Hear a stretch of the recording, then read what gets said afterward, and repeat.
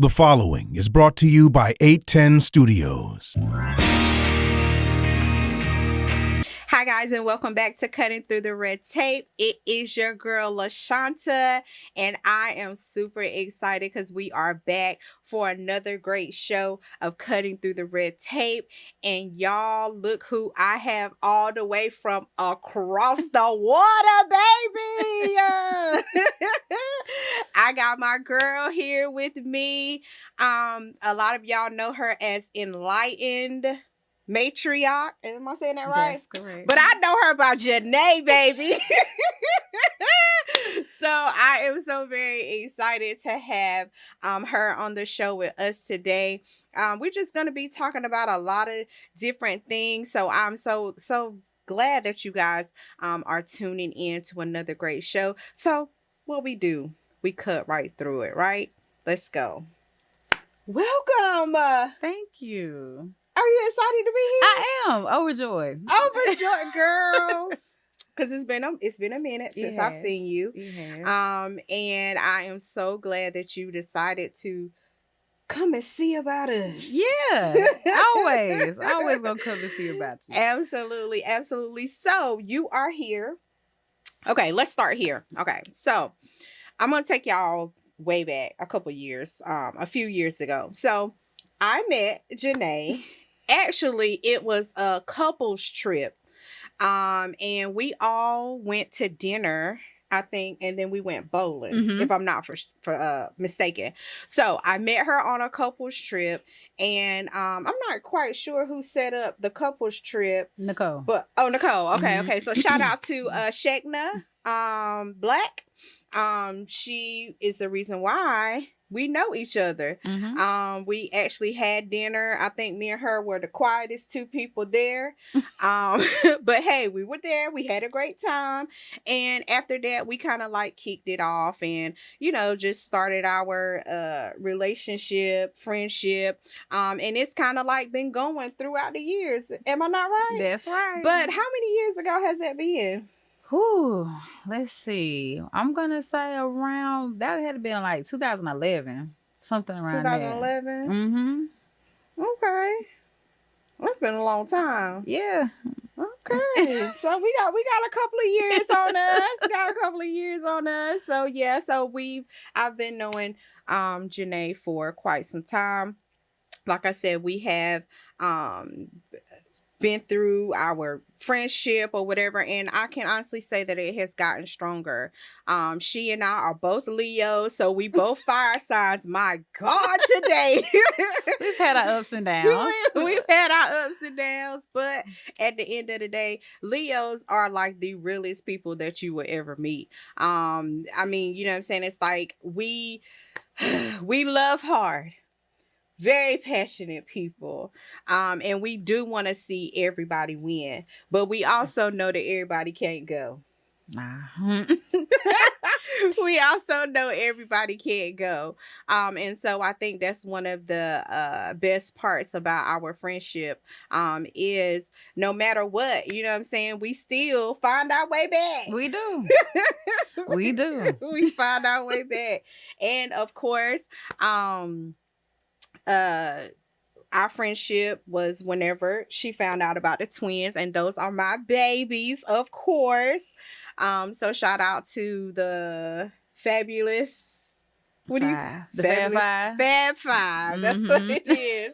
And so so we just kind of been doing our own thing and on our own journey. But today we are here to talk about Jhanay's journey. And all that she got going on.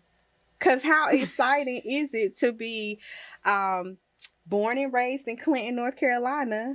Well, I wasn't born here. Okay. I was born in Kansas, in Wichita, Kansas, on a military base. I did not know that. Yeah. I think it's called Fort Riley, but I was there a short time. I think I moved down here when I was 5 months old. Okay. Yeah, my origins are kind of still unclear about how I ended up here. My dad was in the military. My mom was from Kansas. They had their issues or whatever, and I ended up here with my grandparents. Okay. So I did not know that. Yeah, I did not know that. Kansas. Kansas. I ain't never been back, so I don't know nothing about it. Clinton is all I know. So Well, hey, I be telling people the same thing. I wasn't born here. I was just raised here. Mhm. And I think I came back when I was 3. So I was born in Fayetteville, girl. Right up the road. 2-3 streets over. You know what I'm saying? But still, I ain't born here. You know what I'm saying? I ain't from here. I ain't from here. I had to be flown out. I had to be flown here. Okay, I've been flying all my life. I've been flying in a car, but she been flying in a plane. So anyway, we both still been flying, and we won't born here, okay? So that's one thing that you would know about me and Jhanay, okay? And so born in Kansas, but you grew up here. Mm-hmm. But now we are on a totally different journey. Yes. So, how is the journey? It's interesting. It's a very interesting journey that I'm on. I had a love relationship with Clinton for many years. I actually never went off to college. I commuted back and forth, got my degree from Mount Olive College because I just had this, I guess, obligation to Clinton. Like I wanted to see it evolve, and I didn't understand why people like. As soon as we got out of school, it was gone, and like didn't ever come back. I just never understood that. But me and I was raised by my grandfather and my great grandmother. I just had an obligation here. Like I needed to, be responsible and stay around in case they ever needed anything. I lost my great grandmother in 2018. And my grandfather, he's still kicking it. He 80, almost 82, 81 years old, 82. He fine too. He a Leo too. I done told you about my granddaddy now. So anyway, Papa is still kicking and doing good, driving and getting around real good. So I just, within the last few years, I was just like, you know what? I've done all I can do here, and I want to go do something else. So I decided, along with my husband, that, we wanted to see what other parts of the world were like. And we didn't really have anything here in Clinton, Sampson County holding us. So it's time to branch out. So I started researching other parts of the world that we could possibly live in and make it. And so that's what started it, I guess, around COVID or maybe towards the end of COVID. I was like, yeah, we need to start looking at somewhere else to live. So we headed to Mexico a couple times. Okay, Jhanay. So before we get into your move to Meredith, Mexico, I want to kind of ask you a couple questions concerning your life here in Clinton, like how exciting it was and some of the things that you were able to accomplish here in Clinton before you moved. Okay. Well, I guess my time here in Clinton was mainly like entrepreneurial. I became the first doula here. I was really centered in birth work when we were starting our family. I had a traumatic experience bringing the twins into the world, and I never wanted to be in that predicament again. Mm-hmm. We were alone for the most part, me and my husband. I didn't really have any close friends or people that had ever been through a twin birth or anything like that, and I don't have a lot of family, so I didn't go into it completely, I guess, green or not doing any research, but I just was not prepared for what actually happened. Mm-hmm. So that led me into wanting to get into birth work, and by the time I had my second birth, third child, I was very prepared in commanding the room of what I wanted to happen, and I wanted to see that happen for more women that I knew that looked like me. And I know that's not what happens in hospitals, especially here, but across the globe. So I did that, and then of course I've always been like a community activist, so trying to get involved in whatever the matters were at the time. I know when the George Floyd thing, when he was murdered, when that happened, that like really shook me and wanted me to get active about, educating our people about, things that we should be celebrating and it not always be gloom and doom all the time.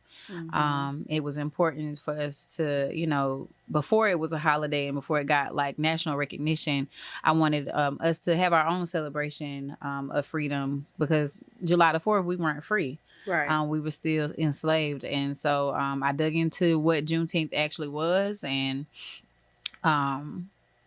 even though it didn't happen here in North Carolina, like, that's when we all became free. When the people in Texas found out that they were free, that's when the collective of enslaved Africans that had been brought here, that's when we all were free. So I wanted to bring that here to Sampson County, and now it's, grown across the world and across the United States. So to be a part of bringing that here first, like, I was very proud of that. Absolutely. As you should. Yeah. I mean, it was such a big movement. I myself didn't really know anything about Juneteenth until, you made us aware of, that we needed to be proud of that day, that specific moment, because, we were yet celebrating another holiday and they were pretty much laughing at us because you're celebrating this day and you still in bondage. But you took on such a big task whenever you did your celebrations, and they were always, great celebrations, very well thought out, and very well put together. So you should be proud. You should be very proud of doing something of that magnitude and still having the door open for other people to continue to celebrate and continue to do things on that particular day. Yeah. So shout out to you. Thank you. We were able to do it again this year in Merida, Mexico. Shout out to Cutting Through the Red Tape and 810 Studios for sponsoring and helping us out with that event. But again, something I've always seen myself kind of as like a trailblazer or a founder of sorts, or, the person that tries to get the ball rolling. A visionary, to say the least, I guess. But taking on that task it's a heavy load. And working with people and things of that nature, it's a lot, but I wouldn't trade it for the world. It's like a part of who I feel like I am, and that's my purpose. Absolutely. You can do it. There's only certain people that I actually look at and say that they can do it. You're one of them, and the founder of 810 Studios is another one. I often say to her, like, yeah, Twiggy can do it. She got it. And so I think that's very big to know that, you were created. I'm going to say that you were created to do something of this magnitude, because girl, how you go all the way to Mexico with boots on the ground? Like, that is big. I know they was looking at us like, y'all gonna come over here and do that here? It was actually really a beautiful blending of the cultures. It was important. I mean, you know how I am. I'm like very last minute. I'm like, I don't want to do it. I'm probably not gonna do it this year. And then I'll be like, oh, in 2 weeks. So yeah, let's go ahead and do it. Yeah. Sounds about right. Yeah. So I mean, and the good thing about it, like, Mexico is very procrastination, very last minute as a culture. Like, the people are just like that. So it wasn't an issue at all. But it was important I feel like, to do it because those people that were enslaved in Texas, a lot of them did go to Mexico. And it's just like, we are our ancestors reimagined, or basically doing the same thing by leaving the U.S. So I wanted to do that there. And they were very welcoming and very, they dressed up in a trail ride attire and came out. I mean, it rained really heavily that day, but we still had over 100 people that came out, and it was beautiful. I was very, very happy about the turnout and everything. We had horses. They want a field party. Wow. So it was an actual trail ride event, but we had a blast. Okay. Have you gotten any like feedback from from the people there? Have you gotten any feedback? Have they, said anything to you concerning the event? When's the next one? Okay. Just not necessarily centered around Juneteenth, but more events. I did brand myself. So it's called Afrovita is my Mhm. brand, and we're like building a social network, mainly to help entrepreneurs. I tend to I feel like draw more introverted people to Mhm. me or whatever. So I'm building a community and a network to help entrepreneurs that are coming to Mexico. Most people that live out there have like remote jobs and work or retired. But the up and coming, like I would say Gen Z to millennials, there is a lot of them out there and, don't really have the necessary tools to be able to build a strong entrepreneur network. So that's what I'm kind of in the midst of doing now. So Afrovita is a part of that, and also doing like different events and things. Okay. So branding, girl, listen, you go hit us today because branding sounds big. It sounds spectacular. I know when I came back out, I was speaking to one of my friends and he was like, I was telling him, I want to, kind of do some things that I used to do, but I want to change the name. And he was like, you should use LaShonta. And I'm like, I don't really want to do LaShonta. Like, I don't really want to do that. And he was like, why not? Your name is so pretty. So I'm thinking that's what you're talking about, right? Yeah, Like branding, branding rebranding. yourself. Yeah. And using kind of like what's close to your heart. You're not using your name. You're using what now? Afrovita. Afrovita. Yeah, so Afro being because I'm black, Mhm. and Vita being the Spanish word for life. So yeah, so blending the two. I came up with the name because Princessa, my youngest, it was born in Mexico, and she's the Flued out. yeah. She did get flued out. Flued out. She got flued out to be born. She did.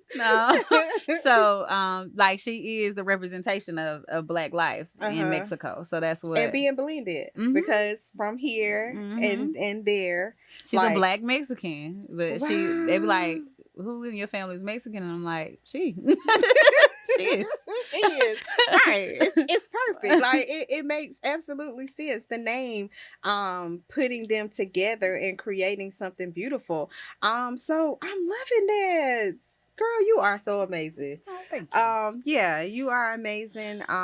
Your journey is amazing. I know it hasn't been easy for you. But a powerful person, and a person with such a big heart, and such a big,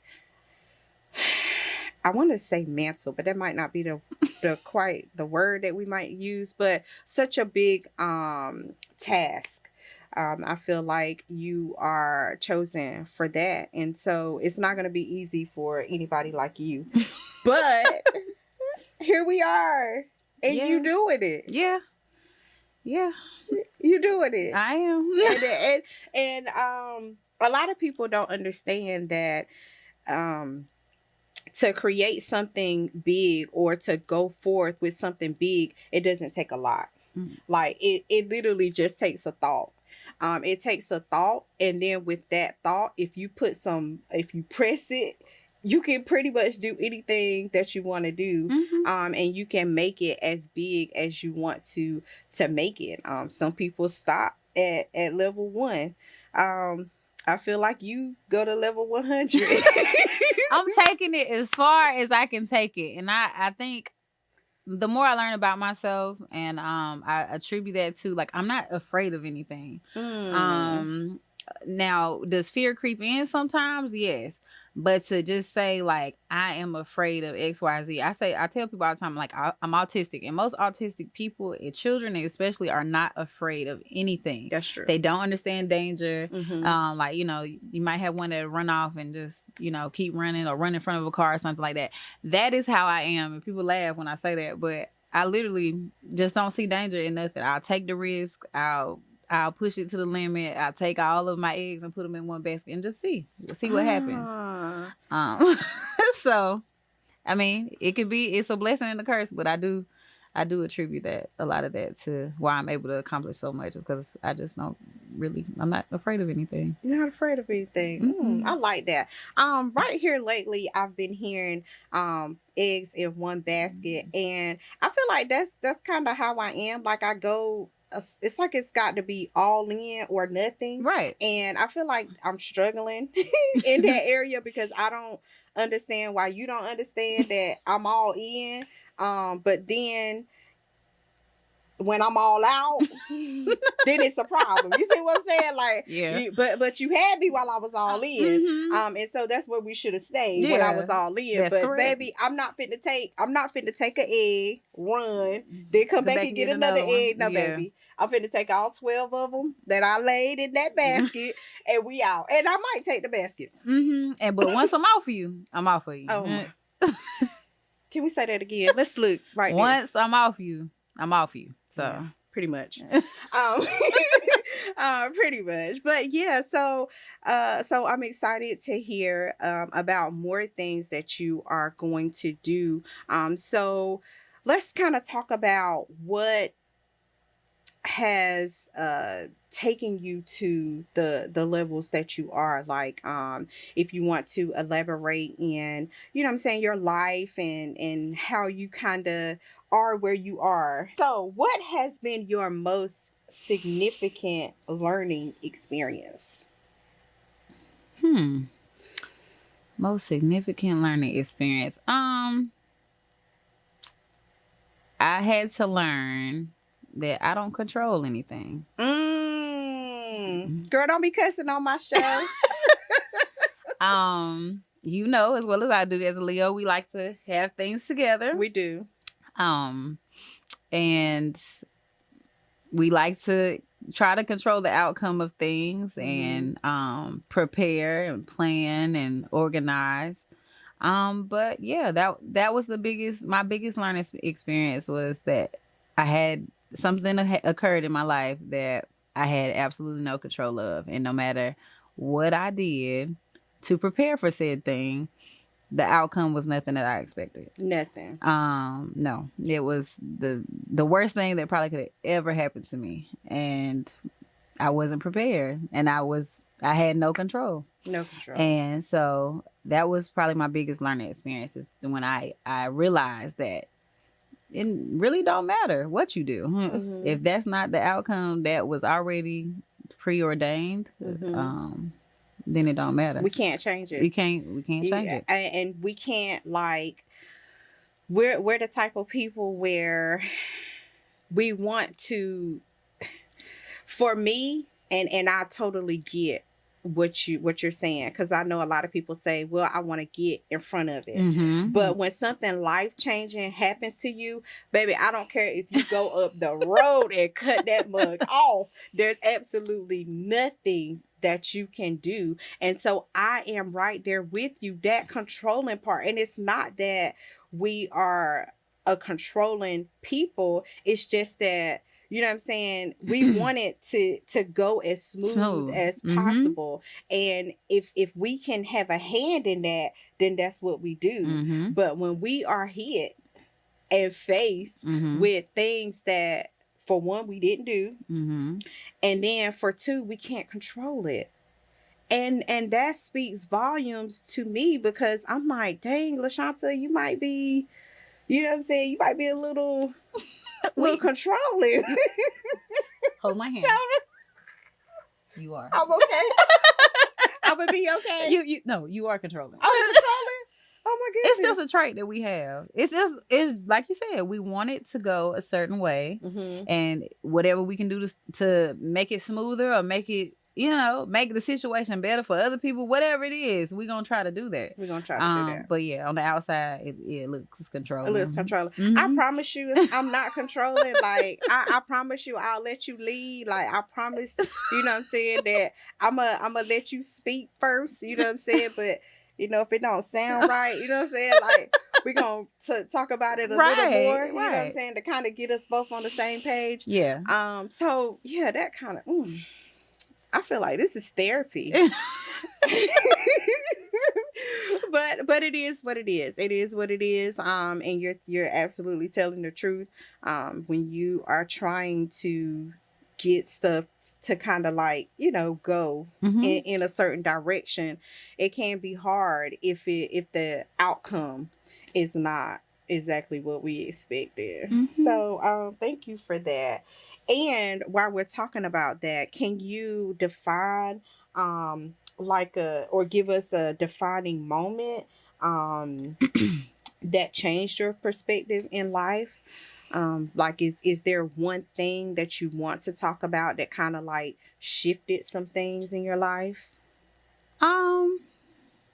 I mean, I probably could pick out probably about 15 things that that have happened. I have experienced trauma like for the majority of my life since I was a very small child, infant. Being separated from my mom, and then kind of being raised in a home. So like we're not seeing mom, dad, relationship. I live with, multi-generational grandparents that are not together, then the uncles and, stuff like that. But I would say the most like, I guess, transformative thing that I've been through, it was the death of my son. He would have been, well, he was my fifth child. And that was the situation that I had no control over. I don't speak about it often, but I feel or have always felt since I was a child that I had certain gifts. And when I would tell people about it, they would say, "Oh, you crazy," or you don't know what you're talking about, but they really didn't know what to do with that information that I was giving them.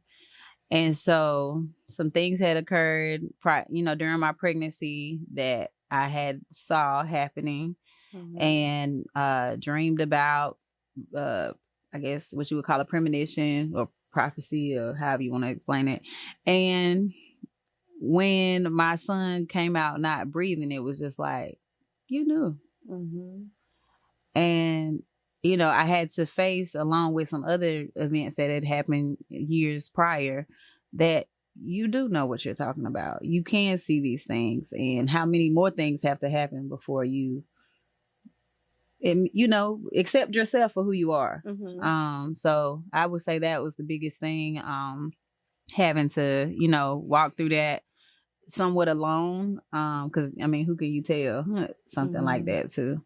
But that gave me, I'm always in this position of having to take the pain that I'm given in life and have to turn it into something else because I can't sit in it. I'm never allowed to sit in it. Life doesn't allow me to kind of revel. I mean, be depressed, yeah, but it's always something on the horizon, or in that situation, he was my fifth child. I couldn't just lay there and grieve and die with him. I had other people, waiting every day for mommy to get out the bed. So I had to take something and do something else with that pain. So that's the thing. Knowing that I don't have control over anything in this life and accepting that and being able to know that, with these gifts that I've been given and the pain that I've been given, I have to help somebody else. And that's really what has changed my life. I love that. I love that you have taken that and transformed it into something else. Because most people don't know how to do that, and some people can't come back from it. Some people don't come back from the things that you have experienced, and some of them are still trying to kind of pick themselves up and, come around to, I wouldn't say doing better. I would just say trying to put one foot in front of the other. But are you, with your emotions, and I noticed you said that, you don't have the option to lay there or to be in a depressed state because you have other children and your husband as well. How are you channeling those emotions? So you said it was like therapy. So I've been in therapy since I was a child, Mm-hmm. on and off for years. So knowing how to talk about my emotions, now I'm gonna talk about something till everybody tired of it. That's a Leo trait too. So I do get my feelings out and talk, to either a therapist or friends or, whomever. I've been in different support groups, for other people. But just being able to get that stuff out. But I mean, recently I've started exercising.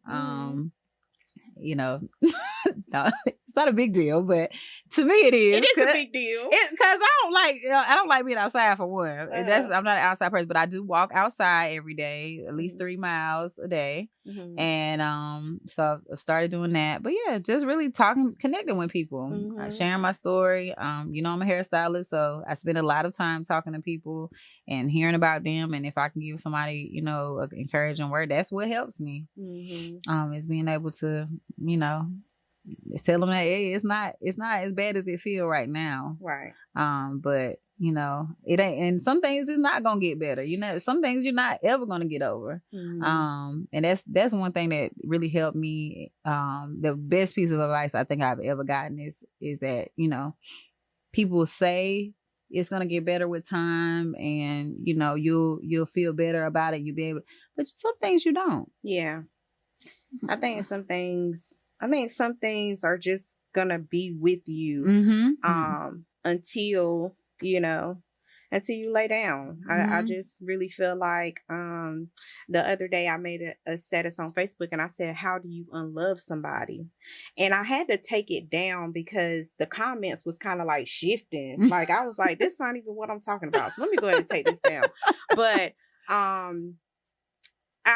the way I was thinking when I initially thought about it, like, how can you unlove somebody? But now I'm thinking to myself, like, you can't really unlove somebody, especially if you have been with somebody for years. Like, you know what I'm saying? Like, that's just a part of, that's just going to be a part of you, that you're just going to have to live with, until, but people was like, you just need to love yourself. Baby, I love myself. Okay. I love me. Me is not the problem. Me is not the problem. Hello? I said them. Love, unlove them. Not unlove me. Okay. So I just had to get rid of that post. But thank you all so much for your comments. I read them all. I promise you I did. But you said that, you know what I'm saying, there are just some things that are just gonna be with you, and death is definitely one of them. You know what I'm saying, separation, I believe, is just one of those things that you're just gonna have to live with, accept, and then move on. But people change. So it's not the person that changed into the person that you love. It's the person that you knew before the person changed that you love. And that's why that's something that's going to always be with you. Absolutely. You Absolutely. So? Well, I guess. I mean, that first husband, girl.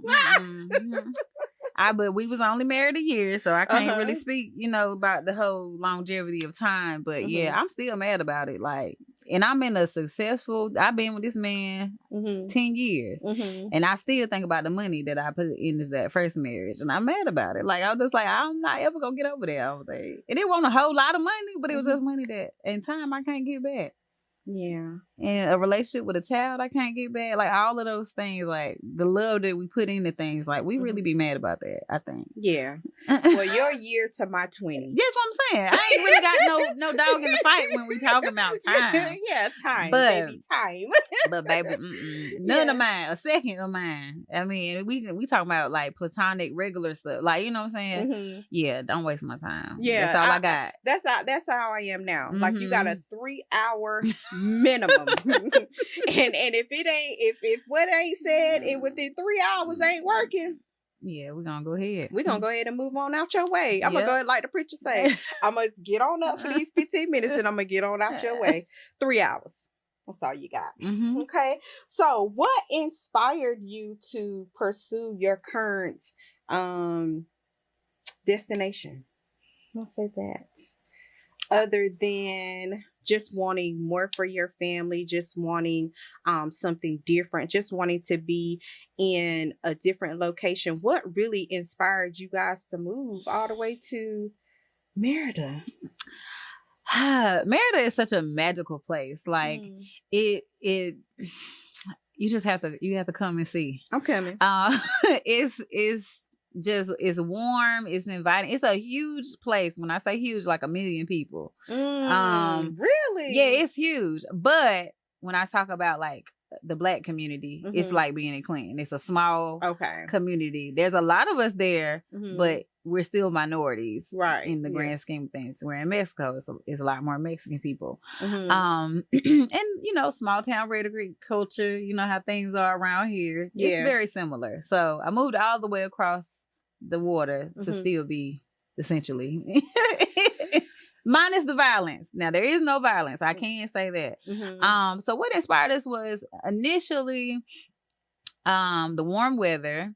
And then when we had the baby over there, we had Princessa there. The healthcare is amazing. When I say night and day, I can call a doctor to my house to come see about me if I'm sick in the middle of the night. Really? Yes. There's doctors at the pharmacy. Like you go to Walgreens, you can walk in there and see a doctor, and he can tell you what's wrong with you. You walk back out, get your prescription, and you go home. And it was all of $10. Wow. US dollars. Wow. So not that I'm very sickly, but but just that flexibility and not having to sit in a emergency room for 2 to 3 hours or the whole day or whatever and still not know what's wrong with you when you leave. Like that was a big thing for me. My husband, those of you that know Mikhail, he's been through a lot the last few years. The main inspiration for me to want to live there is just to be able to give him some rest.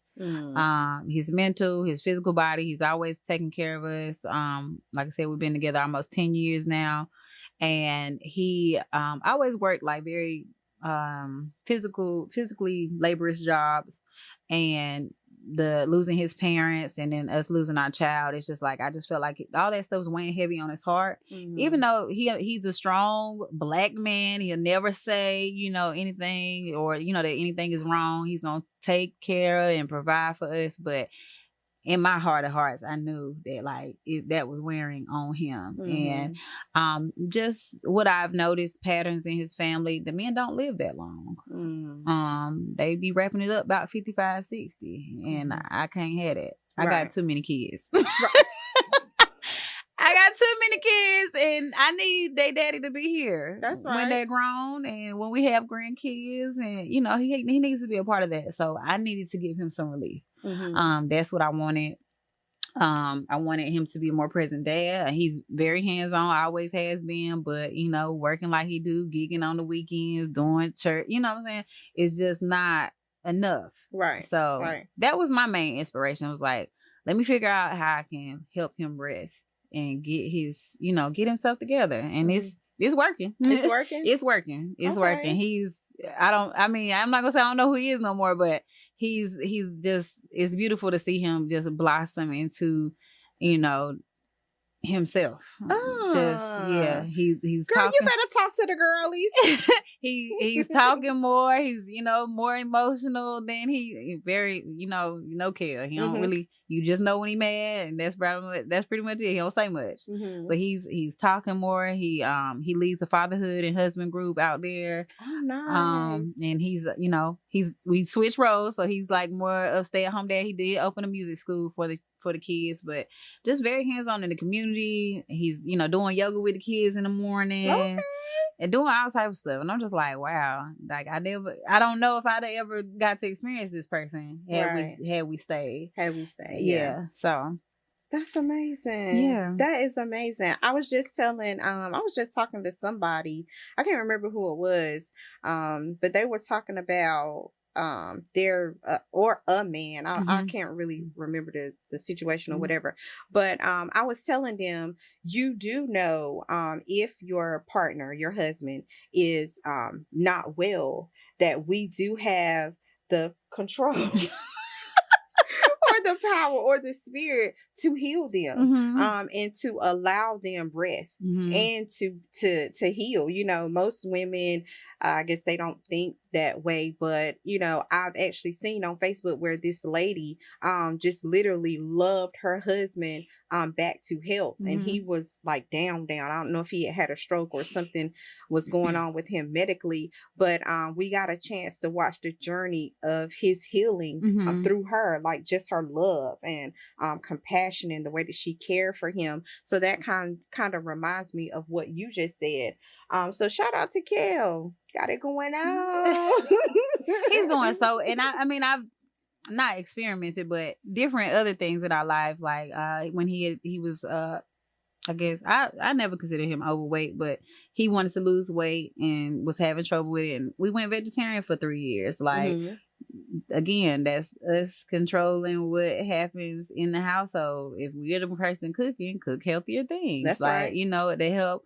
And he lost like 100 pounds during that time or whatever. But it's all about, you know, what you trying to do and how you trying to do it. Are you, you know, ready to put something like execution? That's my thing. Yeah. Like if we say we doing this and this is the goal, then that's what has to happen. And however we got to get there, that's what I'm gonna figure out. But after we went and had the baby there, everything was beautiful. The experience was beautiful and affordable. I had a major surgery for under $3,000 because I chose to have her via C-section.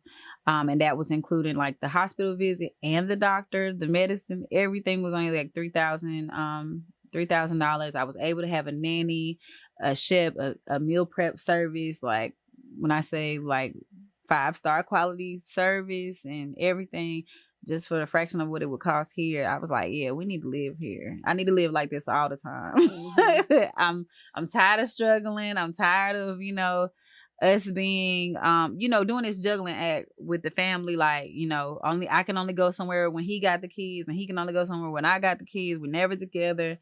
And that's not really how you're going to be able to sustain a family when you're, you know, always juggling, and don't have any other support. And I mean, and even now, even though we live there and we have the nannies and stuff like that, nanny go home at Fridays at 5 or 3:30. So weekends, it's all family, you know, together, but we still are trying to carve out that time for just me and him.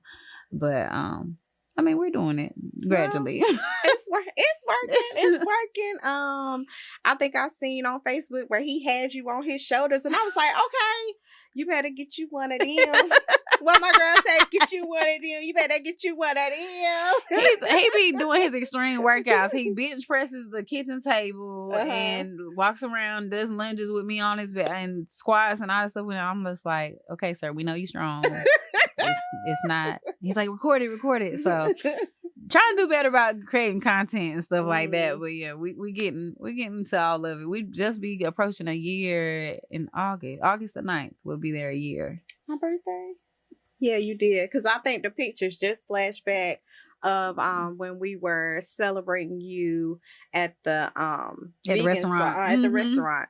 And I was just looking at those pictures. I was like, dang, it's about to be a year. It's creeping up on a year. Yeah. So how do you feel about that? Like, what are your emotions? Like, do you feel like you made the right choice? Like, especially moving so far away from your family that's here, your friends that are here. Like, how was that? I have a lot of emotions surrounding it. I'm proud of us, like, for doing it and, you know, taking that leap of that probably sounded crazy to most people when we started talking about it. It has not been easy. It definitely has not been. I'm not saying that I thought like all our troubles is gonna go away as soon as we moved or anything like that, but we still have been met with quite a few challenges. I go back and forth in my head on a regular basis whether I made the right choice or not. And I'm like, man, but what was the alternative is what I always come back to. Like, you was either gonna stay where you was at or you was gonna leave. Like, you know what I'm saying? The amount of support probably was not gonna change. The way I ask for things or don't ask for things, that would have never changed had I not left. And even now we're experiencing like mold in our house. Like our children are deathly allergic to mold, and we have to move. I was just getting settled, feel like I was, in my groove, got the business going, the salon's doing well, he's got his music school, and we all work out of the home, and now we gotta uproot and move.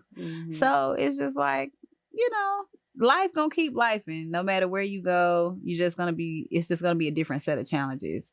You still have to maneuver and navigate. Maybe a little different. The culture there is a lot different, but it's just life.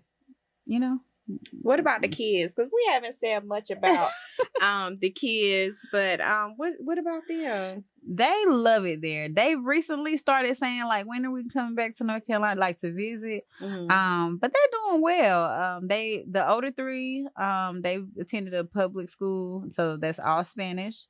All day. Well, not all day. They only go to school from like 7 in the morning to 12. Their school days are very short. Oh wow. It's hot as crap there. it's so hot.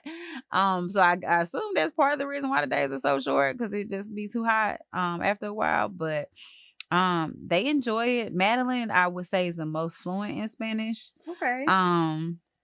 She's not afraid. She understands well, and she speaks, and she's not afraid to speak.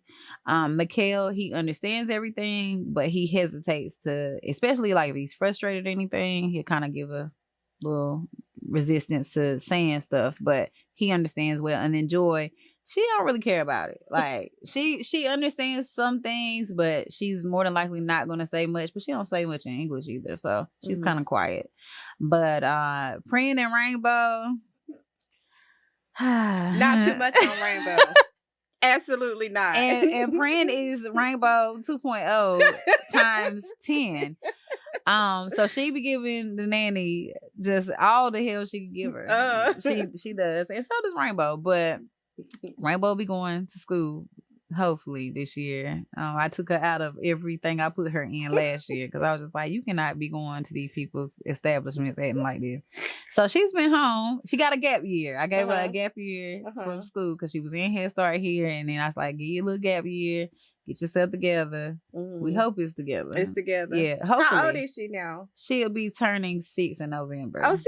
Yeah. Yeah. So she's maturing a little bit more. That's what you call it.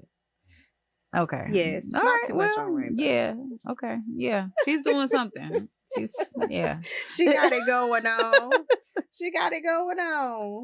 Yes. All of them got it going on. I'm so proud of y'all. Like, the whole family as a unit. Kids are doing good, because that's big. That's a big. It's a big transition for them, and I didn't really think about it like hormonally, like Madeline's going through these different changes and they musty and stuff. Now I'm just like, when did my babies get old enough to be musty? Girl, listen. It don't take them long nowadays. It don't take them long.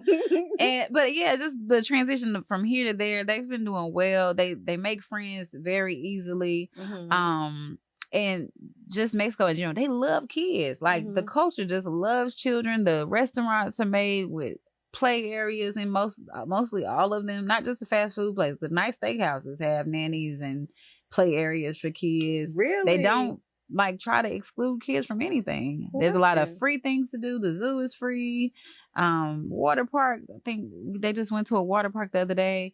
I think entry was like $2 US to get in, stay all day, affordable food. Like, they want families to be together.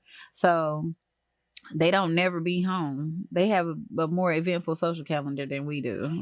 It's like, we got a birthday party here. We got to go there. There's a group night that there's like a sunset play date on Thursday. There's always something for them to do. So we just we work for them. We work for them. Isn't that what we live for? Yeah. Our children. Because, honey, let me tell you something. I got 2. One of them about to be 20 and the other one's about to be 13. And I was thinking, like, okay, the 20-year-old, it's kind of like, it's a little easier. Baby, it's harder. She came up to me yesterday and said, I don't have no gas in my car. What do you think I should do? My God.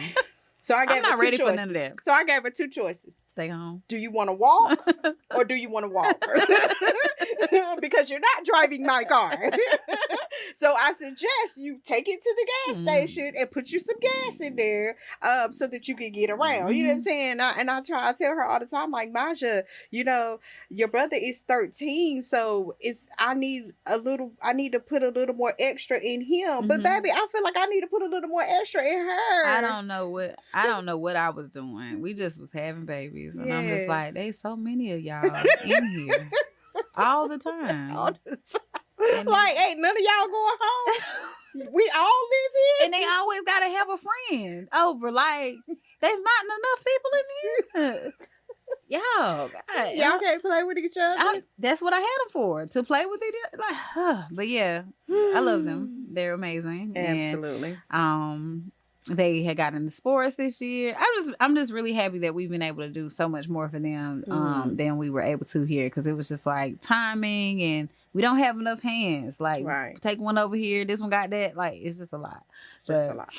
But it's beautiful. It's a beautiful journey. It's a beautiful thing to have them. I wanted like 5 kids, but you know, thank God for the 3 that I had. And I love kids, so I love everybody kids, and I always have a house full even now. Shout out to the moms who allow their children to know that my place is a safe place for their kids. You know, they don't even call them and check on them, you know, because they know they all. You was down in them trenches with them twins with me. I remember you had one up here, and you was on the couch, still got that picture. You had a bonnet on. I'm like, Lord, she looked like the mama. She was swole out. It was absolutely a time, absolutely a joy. I love all your. Right before you left, I had them all. I said, y'all mama is gonna take me up out of here if she knew all that we have done in these past 2 days. But we survived. It was all good. It was a joy. We had a good time. So I want to come there. So I need to get me a passport. Please. And quickly. Why? I'm just saying, whatever's going on in the United States, just hurry up. Yeah, I know. I gotta go. It's a process that I gotta go through in order to even get my passport. But we're working on it.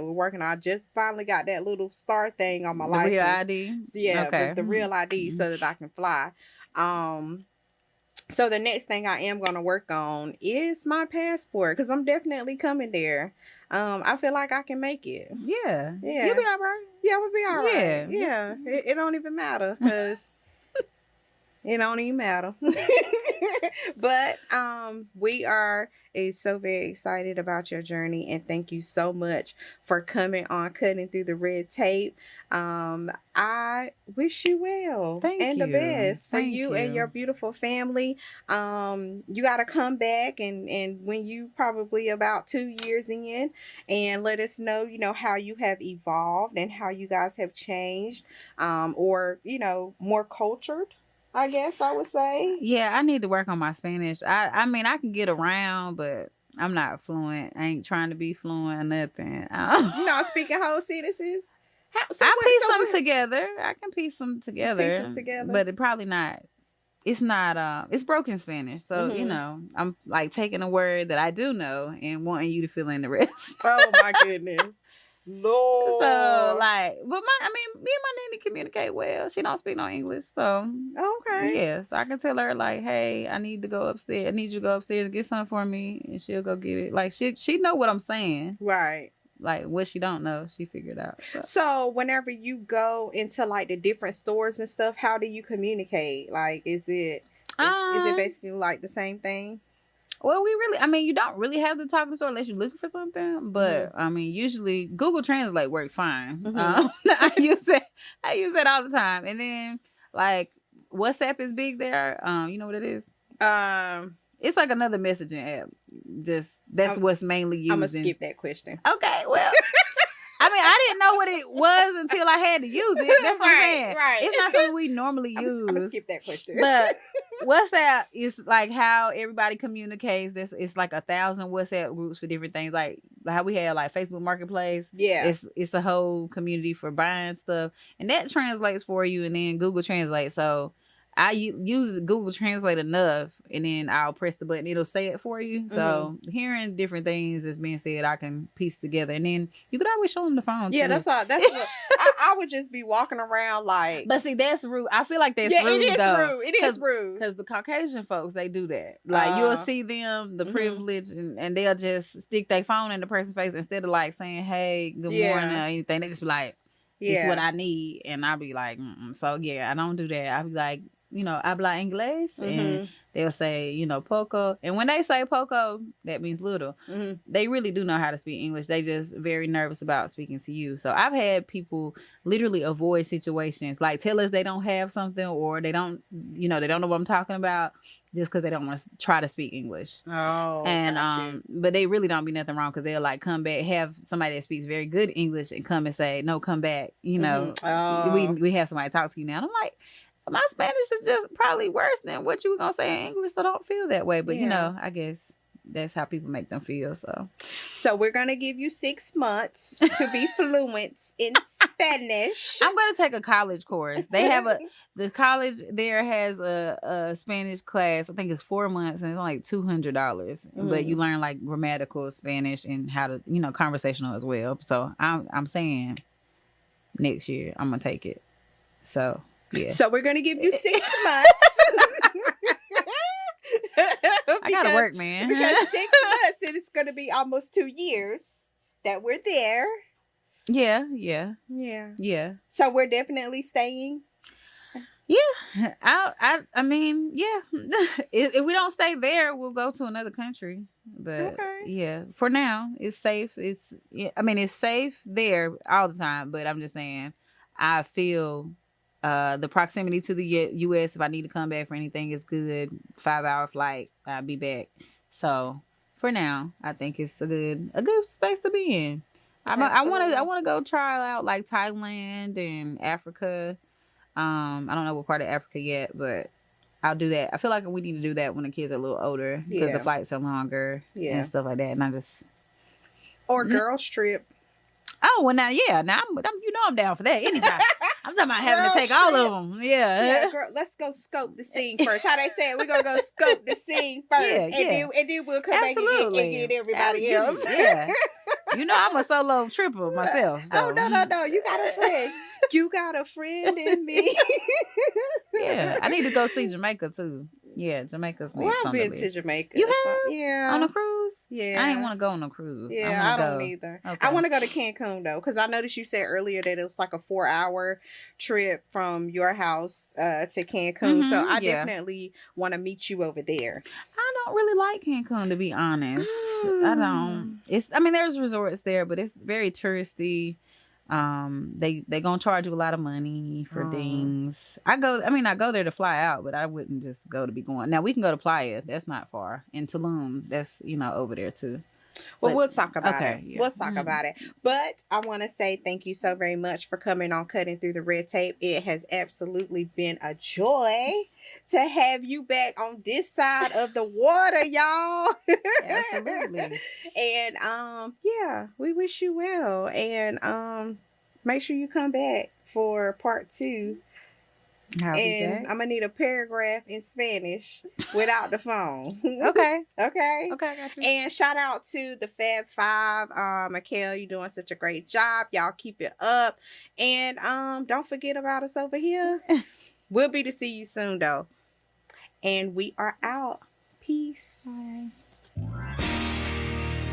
The